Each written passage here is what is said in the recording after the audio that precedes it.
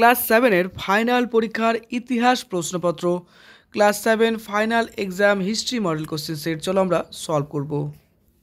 Final এক্সামে class 7-এর ইতিহাসে number থাকবে 70, সময় থাকবে 2 ঘন্টা 30 মিনিট। একে বলেছে দেখো সঠিক উত্তর নির্বাচন করো, 6টি প্রশ্ন 6 নাম্বার। একের 1 নাম্বার, চোলদের রাজধানীর নাম হলো তাঞ্জোর, কর্ণসুবর্ণ, পাটলিপুত্র। চোলদের রাজধানীর নাম কি বলতো? তাঞ্জোর। এরপর আসছে 2 নম্বর, রামচরিত কাব্য রচনা করেছিলেন সন্ধ্যাকর নন্দী, গোপাল, জয়দেব। রামচরিত কাব্য রচনা করেছিলেন সন্ধ্যাকর নন্দী। 3 নম্বর, লোধি বংশের প্রতিষ্ঠাতা ছিলেন মোহাম্মদ শাহ, ইব্রাহিম লোধি, বহলল লোধি। দেখো এক্ষেত্রে লোধি বংশের প্রতিষ্ঠাতা কে হবে বলো তো সেটা হচ্ছে বহলল লোধি। 4 নম্বর, দিন ইলাহি ধর্মমত আকবর, বাবর, শের শাহের। দিন ইলাহি ধর্মমত হলো আকবরের। পাগলা রাজা কাকে বলা হয়? পাগলা রাজা বলা হয় মোহাম্মদ বিন তুগলককে। তারপর আছে 6 নম্বর, গ্র্যান্ড ট্যাঙ্ক রোড নির্মাণ করেছিলেন শের শাহ। এরপরে এক কথায় উত্তর দাও 2-এর 1 নম্বর, দোহা কি? তো দোহা হলো কবির লেখা 2 পংক্তির কবিতাগুলোকে দোহা বলা হয়। এরপর 2 নম্বর, বিজয়নগরের রাজধানীর নাম কি ছিল? উত্তর হবে হাম্পি। 3 নম্বর, ভারতের সংবিধানের প্রধান রূপকার কে?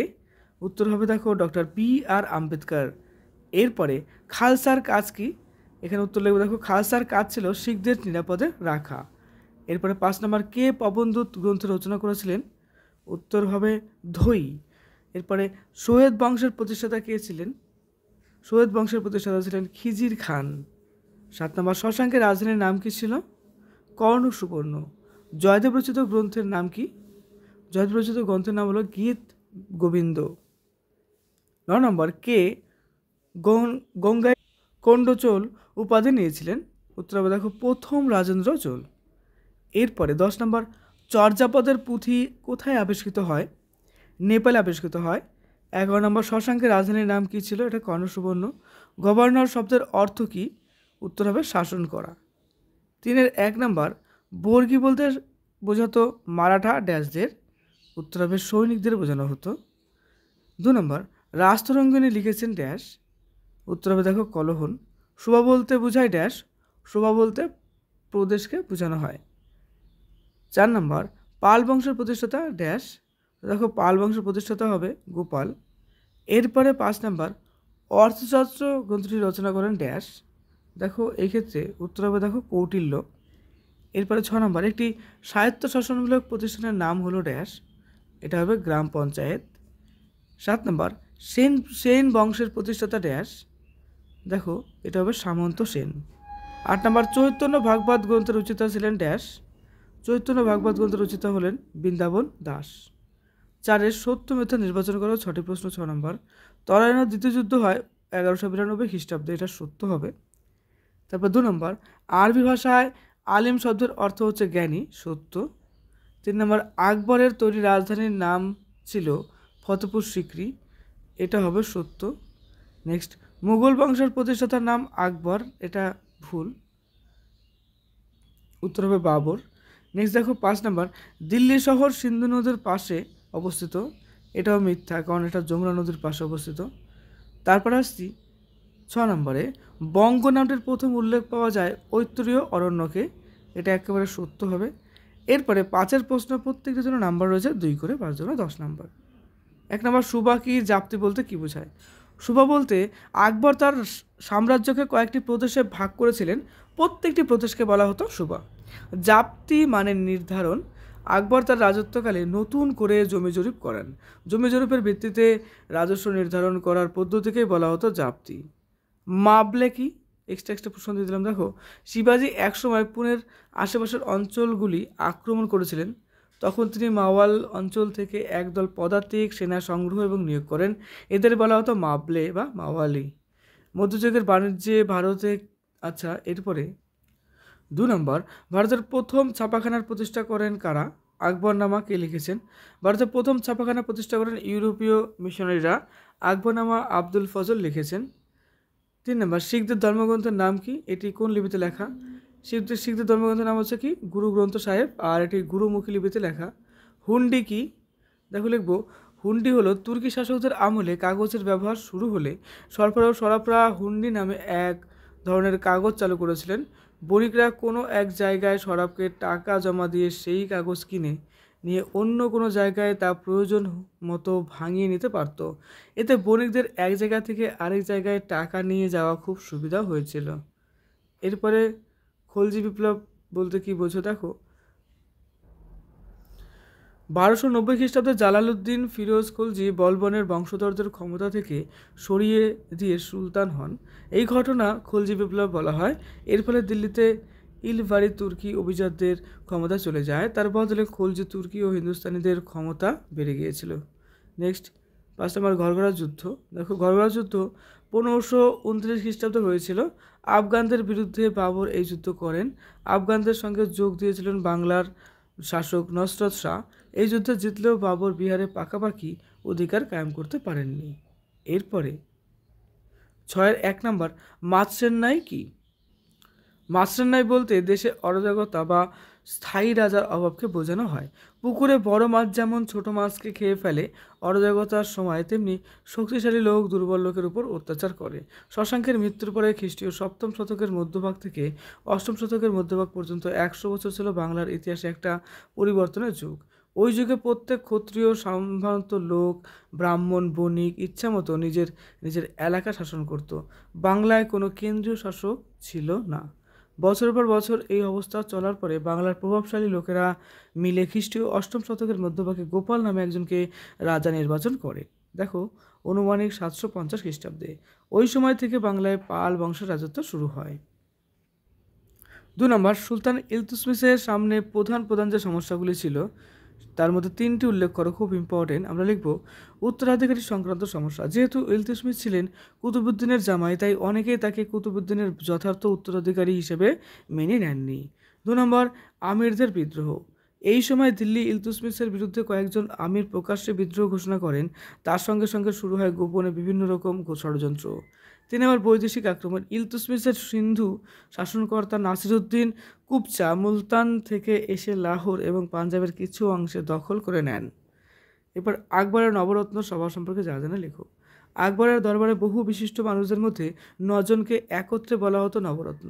এদের মধ্যে একজন ছিলেন রাজা বীরবল। বীরবলের বুদ্ধির অনেক গল্পই হয়তো তোমরা পড়েছো। তার অনেকটা গল্পকথা হলেও বীরবল কিন্তু সত্যি খুব বুদ্ধিমান ছিলেন।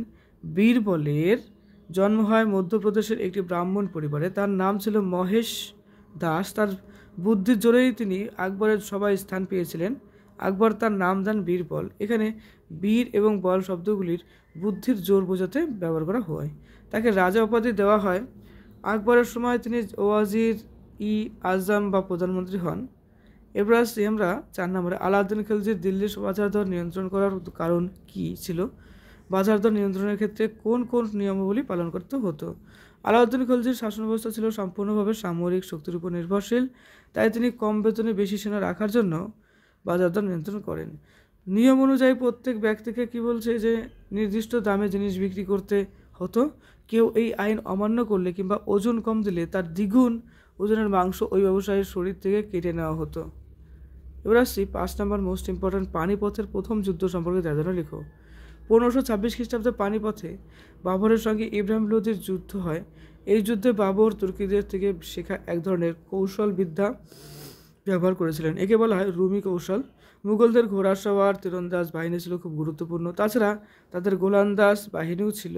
বাবরের সৈন্য সংখ্যা কিন্তু লোদিদের তুলনায় কম ছিল, কিন্তু বাবর ছিলেন যুদ্ধে পটু। যুদ্ধক্ষেত্রে ইব্রাহিম লোদির মৃত্যু হয় এবং দিল্লি ও আগ্রায় মুঘলদের শাসন প্রতিষ্ঠিত হয়। যে কোনো 3টি প্রশ্নের উত্তর দাও। ক নম্বর প্রথম প্রশ্ন, ভারতবর্ষের ধ্রুপদী নাচ মূলত কটি? প্রত্যেকটির নাম লিখো। যে কোনো এক প্রকার সম্পর্কে ডিটেলস লিখতে হবে। ভারতবর্ষের ধ্রুপদী নাচ মূলত 6টি: ভারতনাট্যম, কথাকলি, ওড়িশি, কুচিপুড়ি, কত্থক এবং মণিপুরি। তার মধ্যে নবীনতম মণিপুরি নৃত্যশিল্পীর কথা আমরা জানবো। তো প্রথমত দেখো লিখবো যে অষ্টাদশ শতকে ভক্তির প্রবল প্রভাবে পড়ে মণিপুরি সংস্কৃতিতে তার ফলে তাদের আদি নৃত্য ধারার সঙ্গে যুক্ত হয় ভক্তিরস। সৃষ্টি হয় সংকীর্তন এবং রাসলীলা।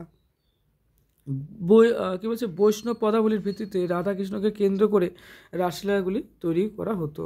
মণিপুরের মহারাজা ভাগ্যচন্দ্রের হাতেই মণিপুরি রাসলীলা ধারাগুলির বিকশিত হয়। নাচের জন্য কুমিল পোশাকও তিনি তৈরি করেন। সংকীর্তনে পুঙ্গ নামের ঢোল বাজিয়ে মূলত ছেলেরাই নাচে। এরপরে আসছে ক নম্বর, সুলতানি আমলে দিল্লি শহরের জল সংরক্ষণ এবং জল সরবরাহ সম্পর্কে যার জন্য লিখো। হৌজ বা তালাও অর্থাৎ জলাধার ছিল দিল্লি শহরের জল সরবরাহের গুরুত্বপূর্ণ উৎস। সুশাসনের প্রতীক হিসাবে জনসাধারণের জন্য সুলতানরা জলধার খনন করতেন এবং সংস্কার করতেন। সুলতান ইলতুৎমিশ খনন করেছিল হৌজি শামসি বা হৌজি সুলতানি। আটকোনায় জলধারের বর্ণনা দিয়েছেন ইবন বতুতা। আলাউদ্দিন খলজি খনন করেন আরও বড় চারকোনা জলাধার হুজ ই আলাই, পরে নাম দেওয়া হয় হৌজি খাস। গিয়াসউদ্দিন তুগলক নতুন বানানো তুগলবাদের আরেকটি জলাশয় তৈরি করেন, যেখানে উঁচু বাঁধ দিয়ে জল ধরে রাখা হতো। উল্টো দিকে সুলতানি রাষ্ট্রের বিরোধী স্থানীয় শক্তি শহরের অধিবাসীদের বিপাকে ফেলার জন্য হৌজি শামসি বলছে কি দেখো নালাগুলোর উপর বাঁধ দিয়ে দিত। গিয়াসউদ্দিন বলবনের আমলে মেয় দস্যুদের ভয়ে শহরের লোকজন জল আনতে তালা পর্যন্ত যেতে পারত না। ফিরোজ তুগলক এইসব তালা নালার উপর তৈরি বাঁধ ভেঙে জল সরবরাহ স্বাভাবিক করেন। এরপরে দেখো গ নম্বরে রয়েছে মোহাম্মদ বিন তুগলক তামার মুদ্রা কেন চালু করেছিলেন, এই পরিকল্পনা ব্যর্থ হলো কেন? মোহাম্মদ বিন তুগলক নতুন নতুন পরিকল্পনা করতেন। সোনা ও রূপোর মুদ্রার বদলে তামা বা ব্রোঞ্জের মুদ্রার প্রচলন করা তার পরিকল্পনাগুলির মধ্যে ছিল অন্যতম। বাজারে সোনা এবং রূপার মুদ্রা প্রচলন ছিল, কিন্তু সোনার উপর ঘাটতিও ছিল। অপরদিকে তামা এবং অপরদিকে তামা এবং তার গ্রহণযোগ্যতা খুবই সহজলভ্য ছিল, অর্থাৎ খুবই সহজে পাওয়া যেত। এই কারণে সোনা এবং রূপার ঘাটতি মেটানোর জন্য মোহাম্মদ বিন তুগলক তামা ও ব্রোঞ্জের মুদ্রার প্রচলন করেন। মোহাম্মদ বিন তুগলকের পরিকল্পনা ব্যর্থ হওয়ার কারণগুলি হলো, প্রথমত তামা ব্রোঞ্জ সহজলভ্য হওয়ায় সহজেই মানুষ কী করতে, এগুলো নকল বানিয়ে বাজারে ছেড়ে দিত। এই ব্যাপারে মোহাম্মদ বিন তুগলক কোনো কঠোর আইন বানাতে পারেননি। তারপরে 2 নম্বর, বণিকরা জাল মুদ্রা নিতে অস্বীকার করলে ব্যবসা বাণিজ্যে ঘাটতি দেখা দেয়।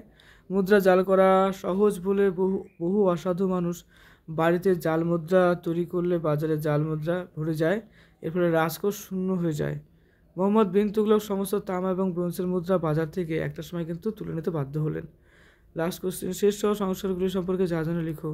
উত্তর লিখো। দেখো, শেষ শাহের প্রশাসনিক ব্যবস্থা, রাজস্ব ব্যবস্থা ও জনহিতকর কাজের সঙ্গে সুলতান আলাউদ্দিন খলজি ও সম্রাট আকবরের শাসন ব্যবস্থার অনেকটা মিল ছিল। শাসন পরিচালনা এবং রাজস্ব ব্যবস্থায় শের শাহ কিছু সংস্কার করেছিলেন। শের শাহ কৃষককে পাট্টা দিতেন, এই পাট্টাতে কৃষকের নাম, জমিতে কৃষকের অধিকার, কত রাজস্ব দিতে হবে প্রভৃতি লেখা থাকতো। তার বদলে কৃষক রাজস্ব দেওয়ার কথা কবুল করে কবুলিয়ত নামে অন্য একটি দলিল রাষ্ট্রকে দিত। যোগাযোগ ব্যবস্থার উন্নতি ঘটাতে শের শাহ সড়ক পথের উন্নতি করেন। তিনি বাংলার সোনারগাঁও থেকে উত্তর পশ্চিম সীমান্তে পেশোয়ার পর্যন্ত বিস্তৃত একটি সড়ক সংস্কার করান। রাস্তাটির নাম ছিল সড়ক-ই আজম। এই রোডটি পরবর্তীকালে কী হয়েছিল, দেখো গ্র্যান্ড ট্রাঙ্ক রোড নামে পরিচিত। এছাড়াও আগ্রা থেকে যোধপুর এবং চিতোর পর্যন্ত একটি সড়ক তৈরি হয়। লাহোর থেকে মুলতান পর্যন্ত আরও একটি রাস্তা তৈরি হয়। পথিক ও বণিকদের সুবিধার জন্য পথের ধারে অর্থাৎ রাস্তার ধারে সরাইখানা করা হয়েছিল। শের শাহ ঘোড়ার মাধ্যমে ডাক যোগাযোগ ব্যবস্থার উন্নতি করেছিলেন। শের শাহ সেনাবাহিনীর উপর নিয়ন্ত্রণ রাখতে দাগ ও হুলিয়া ব্যবস্থা চালু করেছিলেন। চ্যানেলটি অবশ্যই সাবস্ক্রাইব করে দিও এবং ভিডিওটি অবশ্যই শেয়ার করে দিও। Best of luck for your best exam.